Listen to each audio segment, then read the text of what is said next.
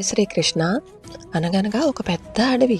ఆ అడవిలో అందమైన సెలయేళ్ళు, అవి చేసే సవ్వడులు, వాటి రాగాలకు మా రాగాలు కూడా తోడన్నట్టు పక్షుల కిలకిలలు, వాటికి జతకడుతూ కొమ్ముబూరలతో కేరింతలు కొడుతున్న గోపబాలకులు.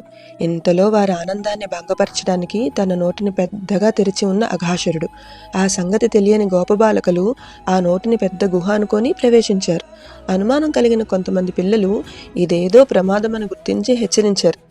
ఏమీ ప్రమాదం లేదని కొంతమంది అంటూ, ప్రమాదం ఉన్నా మనతో కృష్ణుడున్నాడు కదా అనే ఆనందంతో ముందుకు సాగిపోయారు మన గోపబాలకులు. వారి నమ్మకాన్ని నిలబెడుతూ కృష్ణుడు ఆ అఘాసురుని నోటిని చీల్చి సంహరించాడు. లోకంలో కష్టాలుండవని కాదు, ఆ కష్టంలో కూడా కృష్ణుడి పైన విశ్వాసం సరళకుండా ఉండాలనేదే ఈ కథ సారాంశం. జై శ్రీకృష్ణ.